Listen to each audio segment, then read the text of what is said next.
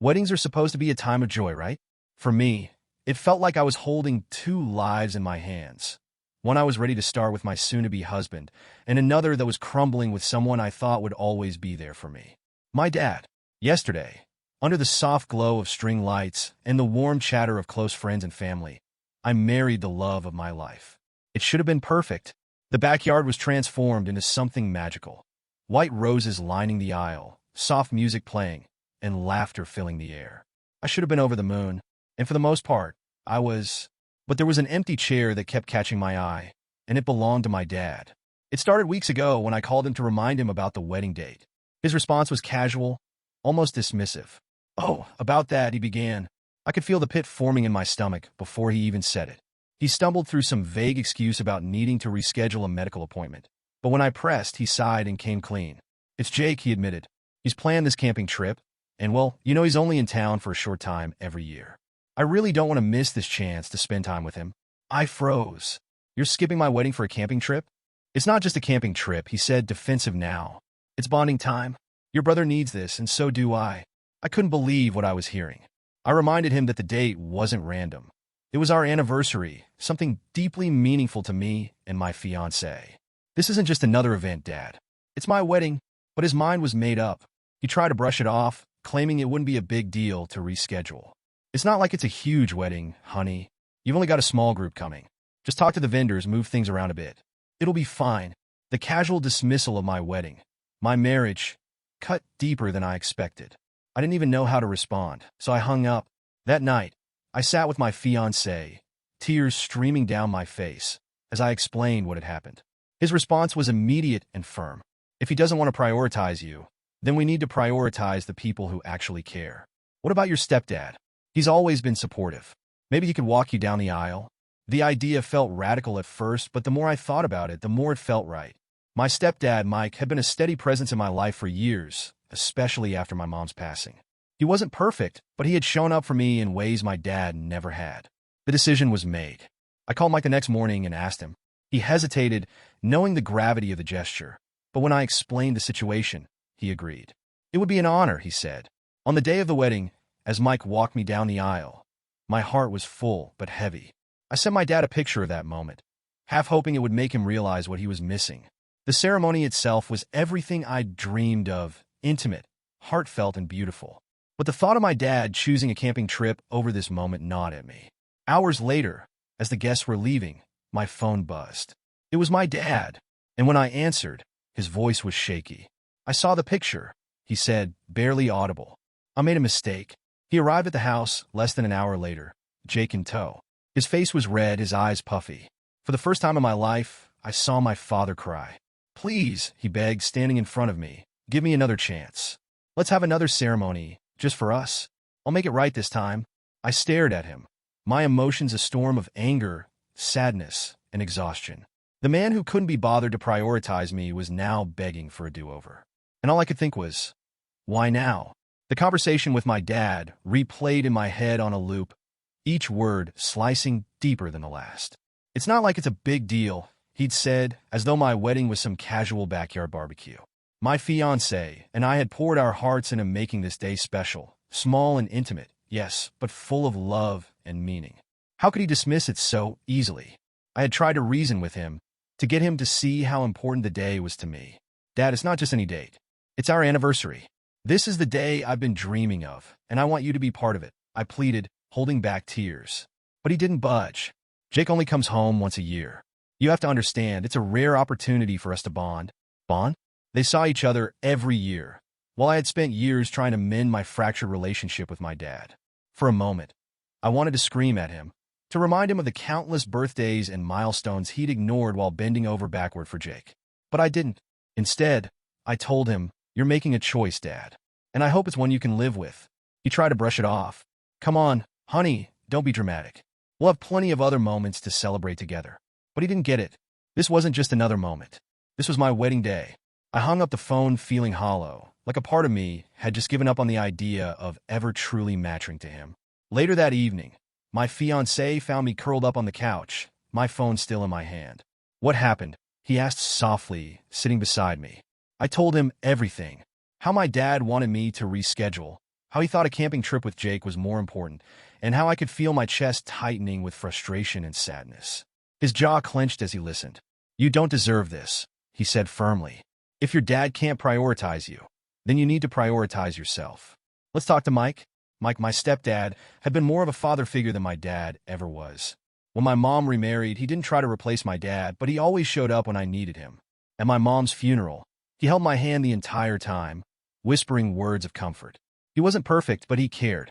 The next morning, I called Mike. My voice trembled as I explained the situation. "I know this is last minute, but would you walk me down the aisle?" There was a long pause on the other end, and for a moment, I feared he'd say no. But then he spoke, his voice steady. "Of course, I'd be honored." I hung up feeling a strange mix of relief and defiance. If my dad couldn't be bothered to show up for me, then I'd surround myself with people who would. On the day of the wedding, I sent my dad a picture of Mike walking me down the aisle. It wasn't meant to be petty, well, maybe just a little, but mostly I wanted him to see what he was missing. Hours later, he called. His voice was strained, almost unrecognizable. "I saw the picture," he said. "I messed up, didn't I?" "Yeah, Dad," I replied, my voice calm but firm. "You did." That's when he said it, the thing that floored me. "I want to make it up to you. Let's have another ceremony. Just for us." I couldn't tell if he was being sincere or if this was just his way of salvaging his pride. But one thing was clear. This wasn't about me. It was about his guilt. After hanging up the phone, I paced the living room, my emotions swinging between anger and heartbreak. The fact that my dad had even suggested a second ceremony felt like a slap in the face. What did he think this was? A rehearsal? My wedding had been perfect, full of love and joy, despite his absence. I didn't need a do-over to appease his guilt. When I told my fiancée what my dad said, he shook his head in disbelief. Unreal. He wants a second chance, but not because he's sorry. It's about his ego. I knew he was right, and that only fueled my frustration. My dad's sudden urgency to make things right wasn't about me. It was about the photo of Mike walking me down the aisle. My dad saw the role he should have played, and it bruised his pride. That's when I called Mike again. "Are you absolutely sure about walking me down the aisle?" I asked. "Of course," he said, his voice warm and steady. "But are you sure this is what you want? I don't want to cause any trouble between you and your dad." I thought about his question for a moment. Was this a decision made out of spite? Maybe a little. But mostly it was about giving that moment to someone who had always been there for me. Someone who deserved it. "It's not about causing trouble," I said. "It's about choosing someone who's chosen me." The day of the wedding, everything felt surreal. My backyard had been transformed into a magical setting, with fairy lights strung from tree branches and soft music playing in the background. My closest friends and family surrounded me as I prepared to take one of the most important steps of my life. When Mike came to escort me down the aisle, he looked nervous but proud. "You look beautiful," he said, his voice slightly cracking. "Thank you for everything," I whispered, holding onto his arm as we walked. As we reached the aisle, I caught a glimpse of my dad's empty seat. For a split second, I felt a pang of sadness. But when I looked up and saw my fiancée waiting for me, all of that melted away. The ceremony was beautiful. Mike gave me away, and the smile on his face was worth every ounce of drama leading up to that moment. Later, I asked my cousin to send my dad a photo of Mike walking me down the aisle. I wasn't trying to be cruel. Well, maybe just a little, but I wanted him to see what he'd missed. Hours later, as the last guests were leaving, my dad showed up. His face was pale, his eyes red and puffy. "I saw the picture," he said, his voice trembling. I crossed my arms. "And I messed up," he stammered. "I didn't think you'd actually go through with it. I didn't think." "That's the problem, Dad. You didn't think. You never think about me." He dropped his head, tears rolling down his cheeks. "Please let me make it up to you. Just one more ceremony so I can walk you down the aisle. It doesn't have to be big, just us." It was hard to tell if his desperation came from genuine regret or just a bruised ego. But his sudden appearance and his plea didn't feel like the resolution I wanted. It felt like manipulation, and I wasn't sure I was ready to forgive him. The morning of my wedding was a blur of activity and emotions. The backyard looked stunning, with strings of fairy lights, floral arrangements, and a soft breeze that made everything feel like a dream. My closest friends and family buzzed around, offering final touches and encouragement. Still, there was a quiet ache I couldn't ignore. My dad wasn't coming. I knew it. Yet part of me held onto a sliver of hope that he'd change his mind. Mike, my stepdad, arrived just as I was getting ready. When he walked into the room and saw me in my dress, his eyes widened, and he let out a soft whistle. "Wow," he said, shaking his head. "You look perfect." I smiled through the lump in my throat. "Thank you for everything. I mean it." He stepped forward, offering his arm with a small, nervous grin. "You ready to do this?" As we walked out to the yard, I could feel the eyes of my guests on us. I expected it to feel strange, walking with Mike instead of my dad, but it didn't. If anything, it felt fitting. Mike had always been steady, supportive, and kind. Every step down that aisle was a reminder of why I'd chosen him for this moment. The ceremony began, and as I stood in front of my fiancée, the rest of the world faded away. I barely noticed the laughter and tears from our guests. It was just him and me, exchanging promises we'd been waiting years to make. Once the vows were done, and we shared our first kiss as a married couple, the reception kicked off with hugs, clinking glasses, and dancing. I finally let myself exhale, realizing how much joy could fit into a day that had started with so much frustration. But in the back of my mind, I wondered, did my dad even care? Later that afternoon, when things settled down, I asked my cousin if she'd sent the photo. She nodded, handing me my phone. "No response," she said with a shrug. I wasn't surprised. Part of me felt vindicated, thinking, well, he can't say he didn't know what he missed. But another part of me, the little girl who had once idolized her dad, felt a deep, hollow ache. I pushed it aside and returned to the party. My wedding day wasn't about him, and I refused to let his absence overshadow the love and support surrounding me. It wasn't until the reception was winding down, the fairy lights casting a soft glow over the yard, that the unexpected happened. My dad showed up. As the party wound down and the last rays of sunlight faded, I felt a sense of peace. It wasn't the wedding I'd originally envisioned, but it had been beautiful in its own way. That peace shattered when I turned and saw him, my dad, standing at the edge of the yard, looking utterly disheveled. Jake stood a few steps behind him, hands shoved into his pockets, his expression unreadable. My breath caught in my throat. Guests began to glance in their direction, murmurs spreading through the crowd. "I need to talk to you," my dad said, his voice hoarse as he approached me. The anger I'd been suppressing all day bubbled to the surface. "Now? You want to talk now?" "Please," he said, his eyes pleading. I motioned for my fiancée to take over with the guests and followed my dad outside the gate, away from the lingering crowd. The evening air was cool, a stark contrast to the heat radiating off my anger. He started talking the moment we were alone. "I'm sorry," he said, his voice trembling as tears welled up in his eyes. "I saw the photo, and it hit me. I realized what I'd done. Missing your wedding. It was wrong. I don't know what I was thinking. Jake's trip wasn't as important as you. I know that now." I crossed my arms, unsure whether to laugh or cry. "It took seeing a photo for you to figure that out?" He flinched but pressed on. "I can't change what I did, but I want to make it right. Let me give you another ceremony. Something small, just you, me, and the family. I need this chance to make it up to you." I stared at him, stunned. His words were soaked in desperation, but they weren't about me. They were about his guilt. He wasn't trying to make amends. He was trying to ease his own conscience. "You think I want a second ceremony so you can feel better about yourself?" I said, my voice shaking. "This isn't about you, Dad. It's about me, my wedding, my happiness. Things you decided weren't important enough." His face crumpled, and for the first time, I saw something raw and real in his expression. "I know I've let you down," he whispered. "I've let you down so many times. Please just give me a chance to fix it. I love you." I wanted to scream at him, to let loose all the hurt I'd been carrying for years. But instead, I took a deep breath, letting the silence hang between us. "You can't undo what you've done," I finally said. "I deserve better than this, better than you. Go home, Dad. I'm not giving you another chance to hurt me." I turned and walked back to the house, leaving him standing there in the dark. My dad's tears didn't move me. He was always full of apologies after the damage was done, but I wasn't falling for it this time. "You had your chance," I said, my voice firm. "I asked you to walk me down the aisle because I believed things had changed. I gave you the benefit of the doubt, and you threw it away for a camping trip." Jake, who had been loitering like an awkward shadow, decided to pipe up. "Oh, come on," he said with a dramatic sigh. "Don't be so over the top about this. Dad made one mistake.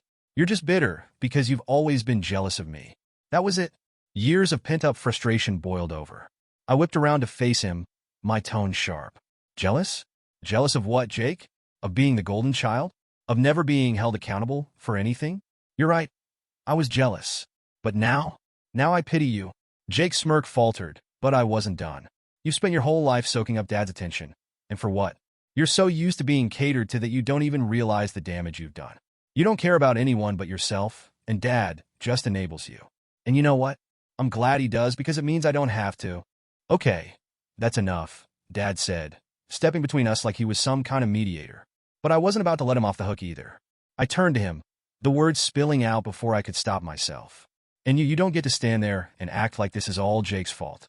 You've let him walk all over everyone because you were too blinded by favoritism to see what it cost. This isn't about me, Dad.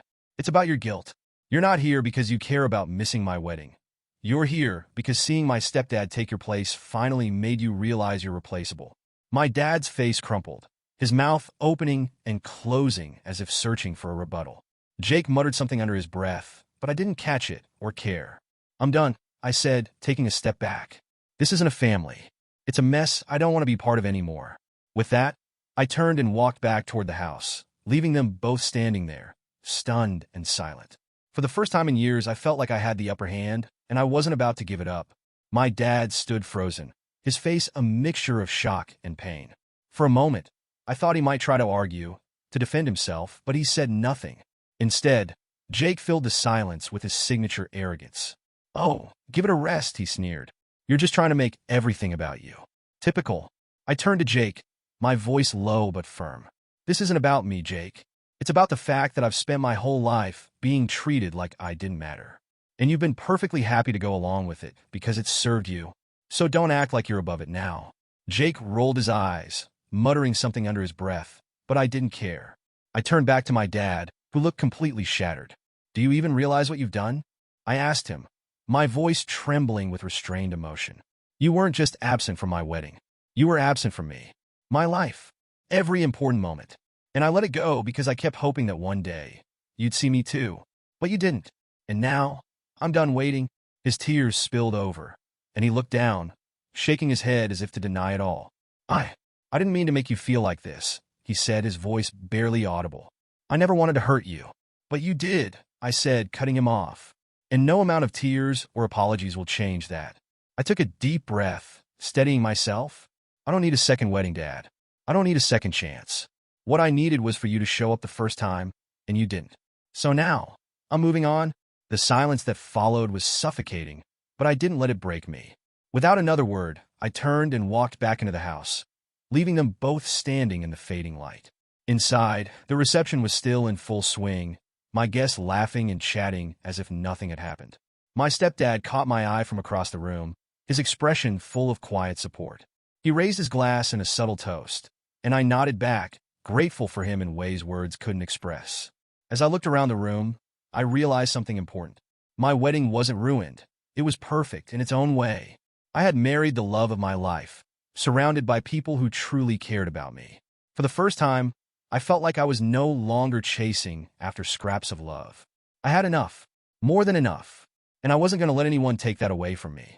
The days after the wedding felt strangely still, like the calm after a storm. My dad didn't call, and Jake didn't barge into my life with another smug lecture. The silence, while welcome on the surface, carried an unfamiliar weight. It wasn't peace. It was the lingering echo of things left unresolved. My honeymoon was a much-needed escape. My husband and I spent our days exploring, laughing, and soaking in the joy of our new chapter together. He kept me grounded, his quiet strength reminding me of the life we were building. One built on love and mutual respect, not old wounds. But the nights were harder. In those quiet moments, my mind wandered back to my dad's tearful face, to the words I'd spoken that cut through him like a knife. Had I gone too far? Could things have been different if I'd handled it better? When we got home, the unease lingered.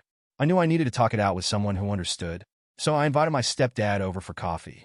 He'd always been my sounding board, his advice measured and wise in a way that soothed even my most tangled thoughts. I just can't shake this feeling, I told him, stirring my coffee absent-mindedly. Was I too harsh? Should I have given him another chance right then? My stepdad leaned back in his chair, his expression thoughtful.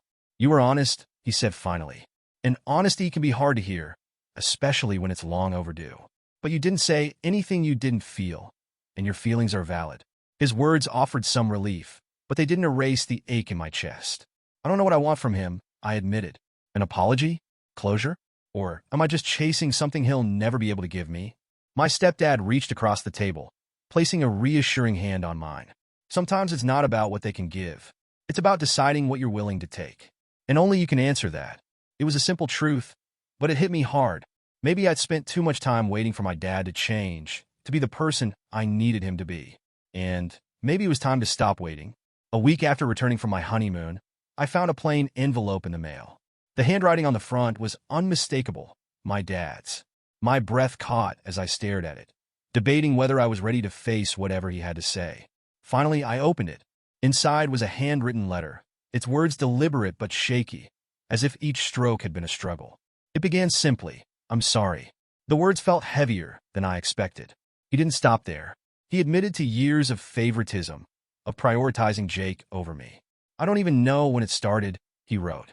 "I convinced myself it was just because Jake needed me more, but I see now that it was more than that. I let my guilt and pride blind me to you." He recounted how the divorce had left him broken, though he admitted that was no excuse. "I failed you," he wrote. "Not just at your wedding, but your entire life. And I see now how much pain I've caused." The part that struck me most was when he talked about Jake. "I let your brother dictate so much of my time and attention because it felt easier. But easier doesn't mean right, and it certainly wasn't fair to you. I was wrong." Toward the end, his words softened into a plea. "I can't change what I've done, and I don't expect forgiveness overnight. But if there's even the smallest chance, I want to spend the rest of my life trying to make it up to you. I'll wait for you to decide when or if you're ready, no matter how long it takes." The letter ended with no grand gestures, just the raw, vulnerable words of a man who seemed genuinely remorseful. I folded it carefully and sat with it in my hands for a long time. For the first time in years, I felt like my dad had truly seen me, not as a secondary character in Jake's story, but as his daughter. The question now was whether I was ready to see him in a new light too. For weeks after receiving my dad's letter, I wrestled with what to do. His words felt genuine, but they also carried the weight of years of neglect. Part of me wanted to protect the peace I'd finally found in my life, while another part, one I'd buried deep, longed for the father I had always needed. During those weeks, I threw myself into my marriage, my career, and my relationship with my stepdad. He never pressured me about my decision, but when I shared the letter with him, he simply said, if he's willing to do the work, maybe it's worth giving him a chance. But only if it's on your terms. So, I wrote back. I kept it brief, laying out my boundaries clearly. "This won't be easy," I wrote. "If you truly want to rebuild our relationship, it's going to take time, patience, and consistent effort. I'm willing to try, but I need to see that you are too." A week later, he called. For the first time in years, there was no defensiveness or excuses, just humility. We talked about the wedding, about his regrets, and about how much he'd hurt me. It was awkward and painful, but also cathartic. Over the next few months, we started to rebuild slowly. He made an effort to check in regularly, to ask about my life without centering the conversation on himself or Jake. He apologized often, not just for the wedding, but for the years of favoritism that had left such deep scars. Meanwhile, I made it clear that Jake was not part of the equation. My dad didn't argue.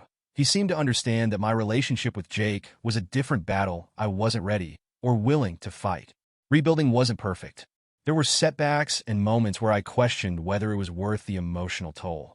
But over time, my dad began to feel like a real parent to me, not just a man trying to fix his mistakes. As I look back now, I realize that this journey wasn't just about him. It was about me learning to set boundaries, to demand the respect and love I deserved, and to let go of the bitterness that had held me back for so long. I still cherish the moment my stepdad walked me down the aisle.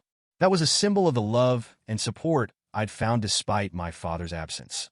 But now, as my dad and I slowly forge a new bond, I see that life isn't always about replacing what was lost. It's about creating something new. In the end, I didn't need a second wedding. What I needed was a father who chose me. And for the first time, it feels like I finally have that. My dad's visits became a tentative part of my routine. They weren't frequent, but each one felt like progress. He showed up on time, kept his promises, and seemed genuinely interested in my life. For someone who had always been distant, it was a significant shift.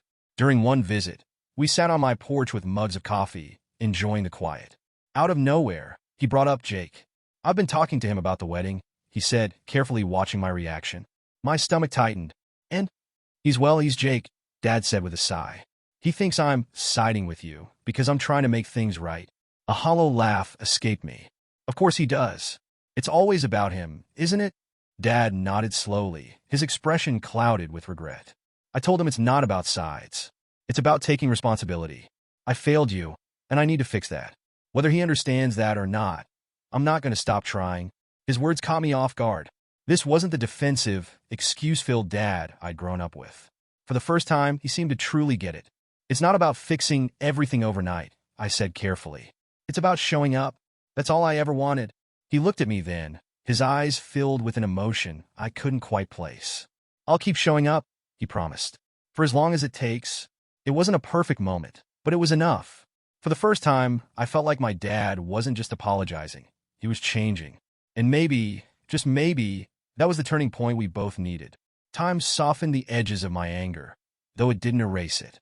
My dad's efforts were gradual but consistent, and while I didn't fully trust him yet, I allowed myself to hope that things could improve. On one visit, he arrived with a large, worn scrapbook in hand. I found this in the attic, he said, his voice tinged with nervousness. Thought it might bring back some good memories. I wasn't sure what to expect, but as we flipped through the pages together, I saw snapshots of a life I'd almost forgotten. There were pictures of me as a kid, covered in mud from soccer practice, and candid moments of my dad cheering me on from the sidelines. Birthday parties where I'd blown out candles while he clapped in the background. Vacation photos of us smiling by campfires. I know I let you down, he said quietly, his hand lingering on a photo of us at a fair. But I wasn't always absent. I hope you can remember that. The gesture was unexpected and bittersweet. It didn't erase the years of neglect, but it reminded me that there had been times he tried, even if he'd failed to follow through. I remember some of this, I admitted, tracing a photo of me holding a massive teddy bear. It's nice to know there were good moments, even if they felt few and far between. Jake remained a non-factor. My dad occasionally mentioned him in passing, but he respected my boundary not to discuss him at length. It was a relief not to feel pressured to mend that relationship. Jake had made his choices, and I had made mine. With each visit, the walls between my dad and me came down just a little more. It wasn't perfect, but it was progress. For the first time, I began to imagine a future where our relationship wasn't defined by hurt, but by healing. My first wedding anniversary felt like a full-circle moment. My husband and I decided to celebrate quietly at home, reliving the memories of our backyard ceremony. Just as we were finishing dinner, there was a knock at the door. It was my dad, holding a neatly wrapped package. "I don't want to interrupt," he said nervously. "I just wanted to drop this off." Inside the package was a framed photo of my stepdad walking me down the aisle, one of the pictures I'd shared after the wedding. Beneath it was a handwritten note. "I wasn't there when I should have been, but I'm grateful someone who loves you deeply could step in. You deserve that, and I'm sorry I couldn't see it sooner." I looked up to see tears brimming in his eyes. "I don't expect forgiveness," he said softly, "but I needed you to know how proud I am of the person you've become, and how much I regret missing one of the most important days of your life." For the first time, I believed him. The walls I'd built around my heart didn't crumble instantly, but they cracked just enough for me to step forward and hug him. "Thank you," I whispered, my voice thick with emotion. Forgiving my dad wasn't about erasing the past. It was about choosing not to let it define our future. The hurt he caused would always be a part of my story, but so would his efforts to make amends. Our relationship isn't perfect, it never will be. But it's real, and sometimes, that's enough.